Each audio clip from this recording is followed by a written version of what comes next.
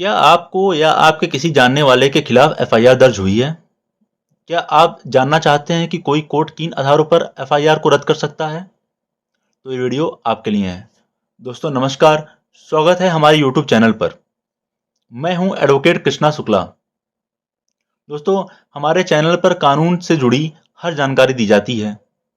कोशिश यह रहती है कि हम आप तक ऐसे कानून विषयों की जानकारी पहुंचाएं जिनकी समझ भारत के हर एक नागरिक को होनी चाहिए।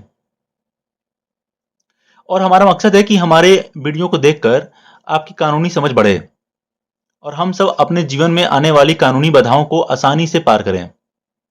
तो चलिए शुरू करते हैं। दोस्तों आज हम बात करेंगे एक बहुत ही महत्वपूर्ण कानूनी विषय पर। हाई कोर्ट में एफआईआर को रद्द करने के आधार क्या हैं?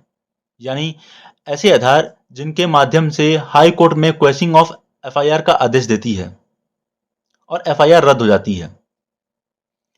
अगर आपने कभी सुना है कि कोई एफआईआर हाई कोर्ट में रद्द हो गई है तो आपके मन में एक सवाल पक्का आया होगा कि ये कैसे होता है, किन कारणों से हाई कोर्ट एफआईआर को क्वैश यानी खारिज कर देता है।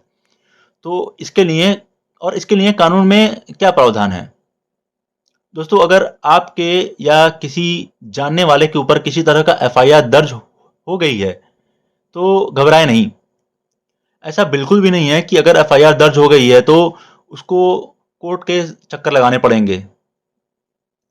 इस वीडियो को ध्यान से देखिए।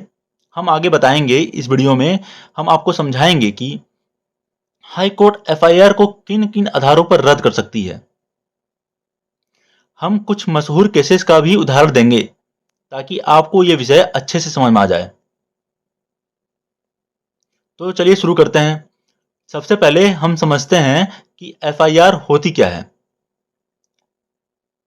एफआईआर यानी फर्स्ट इंफॉर्मेशन रिपोर्ट, जो पुलिस में किसी अपराध की शिकायत दर्ज करने के लिए लिखी जाती है। कानूनी प्रक्रिया की यह पहली सीढ़ी होती है जिसके आधार पर पुलिस जांच शुरू करती है। लेकिन कई बार ऐसा होता है कि एफआईआर गलत या झूठे आरोपों के आधार पर दर्ज की जाती है। ऐसी स्थिति में जिस व्यक्ति के खिलाफ एफआईआर दर्ज हुई है वो हाईकोर्ट में जाकर इसे रद्द करने का गुहार लगा सकता है। हाईकोर्ट को एफआईआर रद्द करने का अधिकार है। सीआरपीसी की धारा 482 के तहत ये अधिकार मिलता है और बीएनएसएस में इसको धारा 528 में बताया गया है। दोस्तों अब आगे जब भी धारा 482 की बात होगी तो आप समझ लेना कि बीएनएसएस के 528 की बात हो रही है। यह धारा हाईकोर्ट को यह शक्ति देती है कि वो कानूनी प्रक्रिया का दुरुपयोग को रोके यानी न्याय सुनिश्चित करे। लेकिन हाईकोर्ट हर एफआईआर को रद्द नहीं कर सकता। इसके लिए कुछ खास आधार होने चाहिए। चलिए इन आधारों को एक एक करके समझते हैं। पहला और सबसे आम आधार है कि एफआईआर में दर्ज आरोपों में कोई अपराध बनता ही नहीं।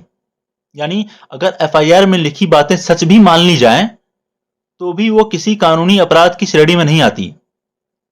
मान लीजिए कि किसी ने आपके खिलाफ एफआईआर दर्ज की कि आपने उसका पैसा नहीं लौटाया, लेकिन अगर यह मामला सिविल प्रकृति का है यानी पैसों के लेन देन का है तो इसमें कोई धोखाधड़ी या आपराधिक इरादा नहीं दिखता।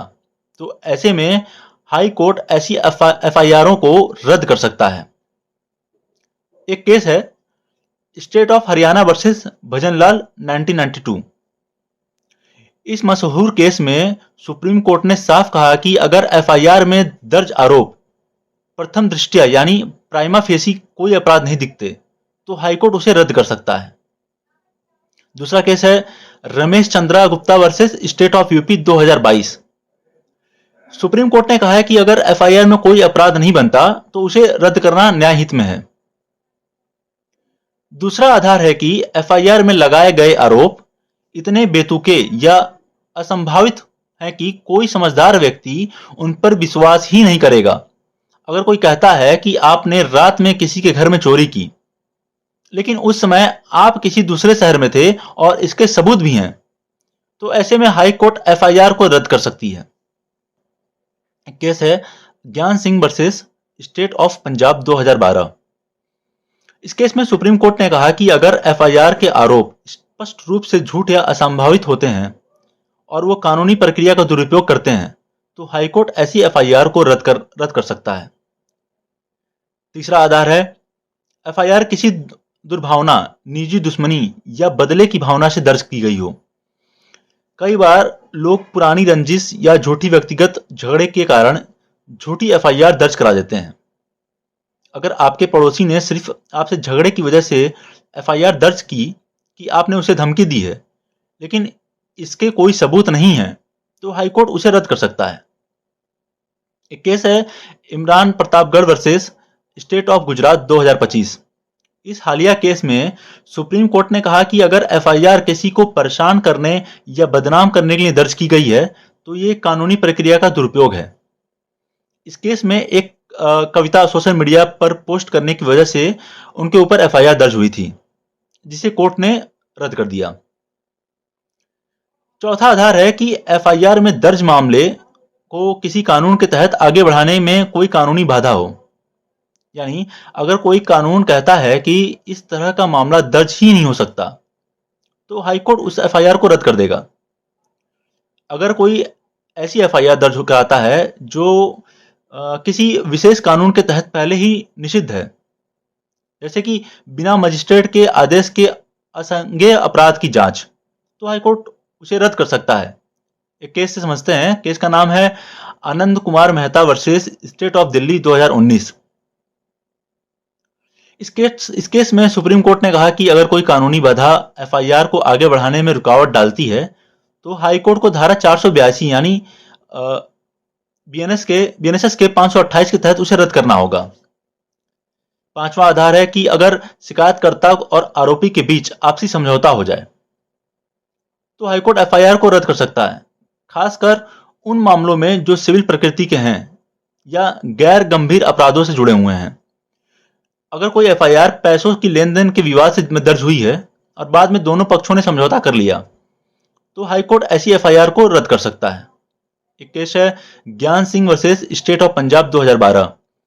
सुप्रीम कोर्ट ने कहा कि अगर दोनों पक्षों में समझौता कर लिया है और मामला गंभीर अपराध जैसे मर्डर या रेप से जुड़ा नहीं है, तो हाईकोर्ट एफआईआर को रद्द कर सकता है।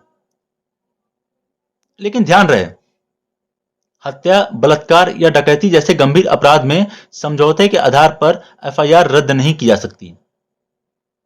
तो दोस्तों, हमने देखा कि हाईकोर्ट में इन 5 मुख्य आधारों पर एफआईआर को रद्द कर सकता है। पहला, एफआईआर में अपराध के तत्व नहीं होना। दूसरा, आरोपों का आधारहीन या असंभावित होना। तीसरा, दुर्भावना या बदले की भावना से एफआईआर दर्ज होना। चौथा, कोई कानूनी बाधा होना। पांचवा, दोनों पक्ष के बीच आपसी समझौता होना। इसके साथ ही हाईकोर्ट के पास डिस्क्रिशनरी पावर यानी स्वविवेक की शक्ति होती है। ये अधिकार हाईकोर्ट को भारतीय संविधान ने दिए हैं। इन सभी आधारों को साबित करने के लिए आपको मजबूत सबूत और अपने अधिवक्ता की मदद की जरूरत होगी। अगर आपके खिलाफ कोई गलत एफआईआर दर्ज हुई है, तो बिना देरी किए हाईकोर्ट जाएं और हाईकोर्ट में धारा 482 यानी बीएनएसएस की धारा 528 के तहत याचिका दायर करें। अगर आप ये वीडियो यहां तक देख रहे हैं, तो हम आपसे उम्मीद करते हैं कि आप इस वीडियो को लाइक करें। अगर ये जानकारी आपको अच्छी लगी हो, तो वीडियो को शेयर करें और हमारे चैनल को सब्सक्राइब करें। बेल आइकन जरूर दबाएं। हमारे इस चैनल पर कानून से जुड़े वीडियो आते रहेंगे। आप हमारे शॉर्ट सेक्शन में जाकर और भी अन्य कानूनी जानकारी संबंधित वीडियोस देख सकते हैं। अगर आपका कोई सवाल है, तो कमेंट बॉक्स में लिखें, हम जल्दी जवाब देने की कोशिश करेंगे। तो मिलते हैं अगले वीडियो में। धन्यवाद। जय हिंद।